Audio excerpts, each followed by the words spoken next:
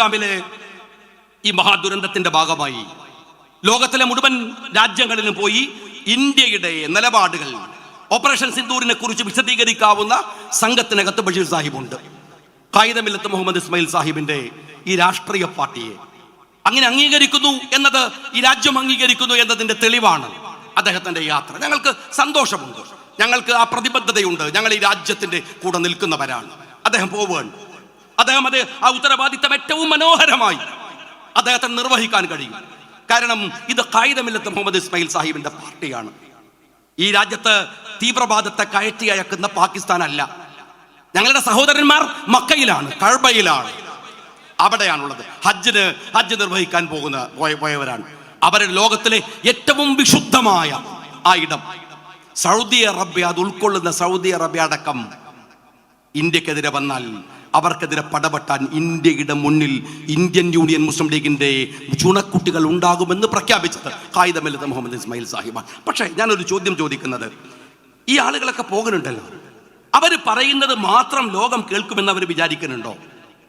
അവർ ചില ചോദ്യങ്ങളൊക്കെ തിരിച്ചു ചോദിച്ചേക്കാം. ഈ രാജ്യത്തിലെ സംഘികൾ മനസ്സിലാക്കിക്കൊള്ളണം.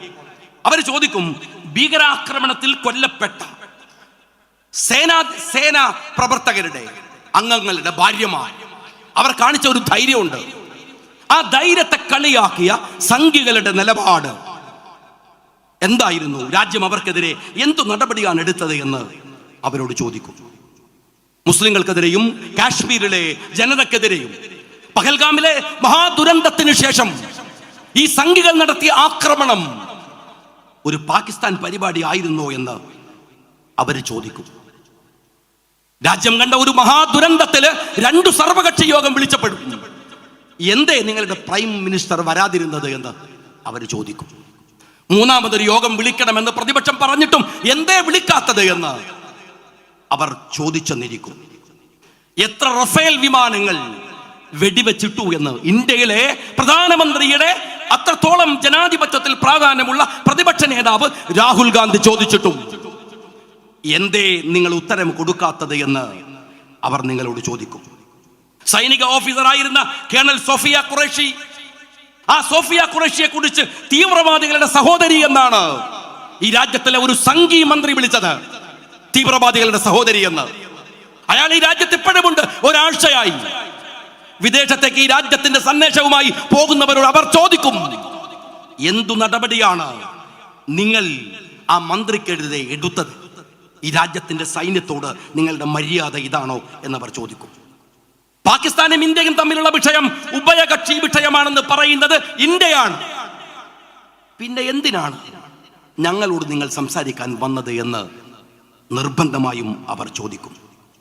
വിക്രം മിസ്രി നിങ്ങൾ എല്ലാവരും നിരീക്ഷിച്ചിട്ടുണ്ടാകും. ഒരുപക്ഷെ ആ യുദ്ധം നടക്കുമ്പോൾ നമ്മൾ ഇങ്ങനെ ടിവിയുടെ മുമ്പിൽ നിൽക്കുമ്പോൾ ഏറ്റവും മനോഹരമായി സുന്ദരമായി ഒരു രാജ്യത്തിന്റെ സത്യസന്ധമായ, നമ്മുടെ നാട്ടിലെ ചാനലുകാരൊക്കെ യുദ്ധം ചാനലിലായിരുന്നല്ലോ പലപ്പോഴും ഉണ്ടായിരുന്നത്. പ്രത്യേകിച്ച് നമ്മളെ മൊട്ടയൊക്കെ കളിച്ച പരാക്രമങ്ങൾ നമ്മൾ കണ്ടതാണല്ലോ. അപ്പൊ അവിടെ യഥാർത്ഥത്തിൽ ഈ യുദ്ധത്തിന്റെ വസ്തുതകളെ സത്യസന്ധമായി പറഞ്ഞ ഒരു വലിയ ഓഫീസറാണ് രാജ്യത്തിന്റെ വിദേശകാര്യ സെക്രട്ടറി വിക്രം മിസ്രി. ആ വിക്രം മിസ്രി യുദ്ധം നിർത്തി എന്ന് പറഞ്ഞപ്പോൾ പറഞ്ഞത് മോദിക്ക് വേണ്ടിയാണ്, രാജ്യത്തിന് വേണ്ടിയാണ്. ആ മനുഷ്യനെ ആക്ഷേപിച്ചു ഈ രാജ്യത്തിലെ സംഘപരിവാരം. ഇന്ത്യയിലെ IAS, ഇന്ത്യയിലെ IPS അസോസിയേഷൻ ചേർന്ന് മിസ്രിക്ക് പിന്തുണ പ്രഖ്യാപിക്കുകയും ഈ സംഘികൾക്കെതിരെ ശബ്ദമുയർത്തുകയും ചെയ്തു. വിക്രം മിസ്രിയോട് നിന്റെ രാജ്യം എങ്ങനെയാണ് പെരുമാറിയത് എന്ന് നിർബന്ധമായും അവർ ചോദിക്കും. ഉഭയകക്ഷി വിഷയമാണെങ്കിൽ, പാകിസ്ഥാനും ഇന്ത്യയും തമ്മിലുള്ള വിഷയമാണെങ്കിൽ, യുദ്ധമാണെങ്കിൽ ആ യുദ്ധം നിർത്തേണ്ടത് ട്രംപാണോ എന്ന് ഒരുപക്ഷെ ആ രാജ്യം ചോദിക്കും. 8:30 ഇന്ത്യയുടെ പ്രധാനമന്ത്രി പത്രസമ്മേളനം വിളിക്കുമ്പോൾ 7 മണിക്ക് പത്രസമ്മേളനം വിളിച്ചിട്ട് യുദ്ധം നിർത്തിയിരിക്കുന്നു എന്ന് പറയാൻ, അങ്ങനെ സംസാരിക്കാൻ ട്രംപിന് ആരാണ് അധികാരം കൊടുത്തത് എന്ന് അവര് ചോദിക്കും. രാജ്യത്തേക്ക് വന്ന് 1/2 കിലോമീറ്റർ ബാരിക്കേഡുകൾ വെച്ച ഒരു നാട്ടില് തീവ്രവാദികൾ വന്ന് മനുഷ്യനെ വെടിവെച്ചിട്ട് അതേ ബാരിക്കേഡുകൾ കടന്ന് അവർ തിരിച്ചുപോയത് എവിടേക്കാണ് എന്ന് അവർ ചോദിക്കും. അവരിൽ ആരെയെങ്കിലും ഇതുവരെ പിടിച്ചോ എന്ന് അവർ ചോദിക്കും.